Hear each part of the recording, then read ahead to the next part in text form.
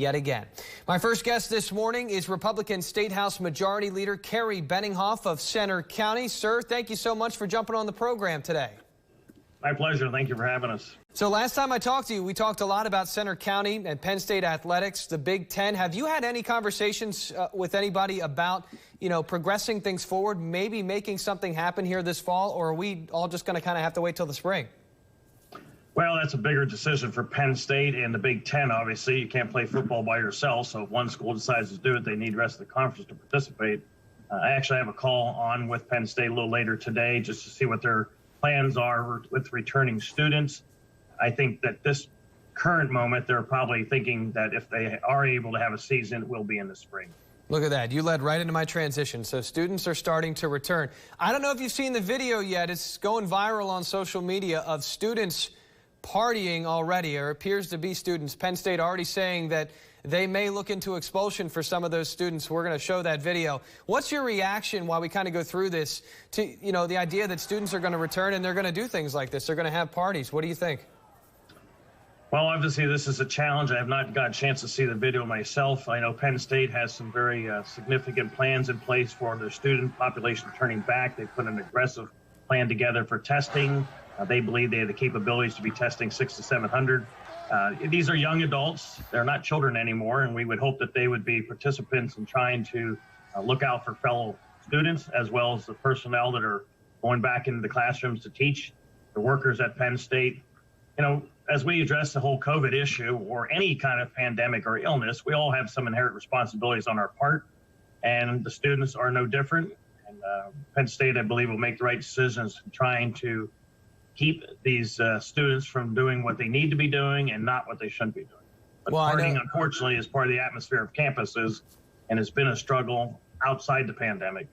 Right, and I guess your message for them is to just be responsible adults. Let's move forward. You just became the majority leader. It's a big responsibility. How do you think things have gone in these, first several weeks and months that you've held that position? Well, I'm honored to get the position and humbled by it. As you might know, historically, this would be done right after the November 3rd election. The members would re-elect their leadership teams. You'd have a little bit longer transition time. We had about 12 hours and hit the ground running. We're able to get some pretty good legislation together. I happen to believe we have a lot of great members in the General Assembly, both Republicans and Democrats. It's not just because of me or my title. While I'm honored to have that, we have a good committee system, and our chairmen have been working very hard on different issues that are important to Pennsylvanians. And we'll continue to do that. We will be returning on 31st of August, be in session Monday, Tuesday, Wednesday of that week.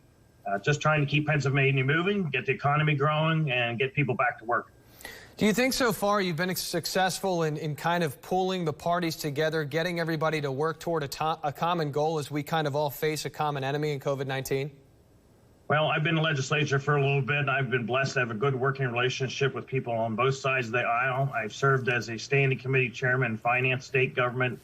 Subsequently, prior to this, I was policy chairman, and actually as policy chairman, which is a partisan position, we did a lot of bipartisan hearings, especially on the opioid addiction crisis that Pennsylvania has been under, using 13 to 14 people a day. I think we came together very well on that. Former leader, Dave Reed, while I was policy chairman, asked me to head up the medical marijuana hearings. When the bill came over from the Senate, we were not content with how that was drafted and the additional bureaucracy that they put in that we did our own bill. And frankly, I thought, as some of my Democrat colleagues said, it was probably one of the better opportunities to work across the aisle, and I thought members of both parties worked very well on that.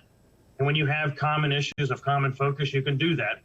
So I look forward to continue those types of relationships. There's going to be times we disagree, and I would tell your viewers that when elected officials disagree, that doesn't necessarily mean one's right, one's wrong. And frankly, I call it a tempering process, that those differences of opinions actually at the end of the day make a better product, as I felt we did in the whole medical marijuana issue, different than what our sister chamber did. So I would not be discouraged when you hear elected officials are arguing or debating. Our forefathers were brilliant, and they knew that tempers a product. At the end of the day, you weed out the stuff that can't get through, and hopefully the final product is acceptable to all parties. Yeah, and I don't think anybody disagrees with that. Talk about your concerns with the mail-in balloting process and the election in November. Do you feel like it's secure in Pennsylvania? Well, security is obviously a top-notch issue for us, regardless if you're walking in to vote or you're mailing in, or in the past you used an absentee ballot. I have talked with my own elected officials here and our elections board, but I have to give credit to Garth Everett, the chairman of the committee. I know he and his counterparts are working very hard across the state, talking with multiple individuals on this. We want it to be a secure system. There are concerns that in the primary drop boxes were used. They were not part of the original legislation. Therefore, we don't consider them a legal step. Counties chose to do that.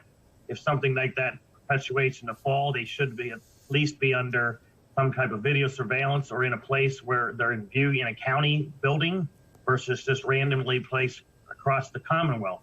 Voters should feel secure regardless of how their ballot gets to the elections office, and that their vote is going to count as much as anyone else's.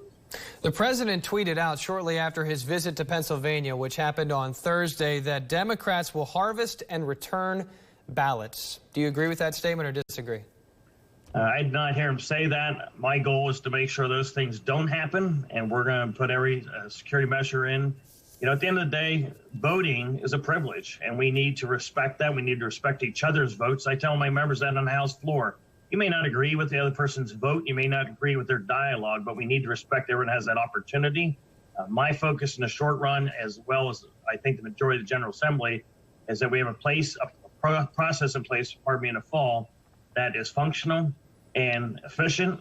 You know, there were some hiccups in the primary. Some counties chose to wait, even though we gave them earlier time to start processing ballots. Some waited actually to another day or two later. That's not acceptable. You look at Allegheny County, big county, a lot of numbers of voters, and they were very efficient. They bought some high-speed ballot counters, and they were prepared, and they did a pretty good job. So I think the rest of the Commonwealth can follow those types of efficiencies, and you as the voters should expect no less.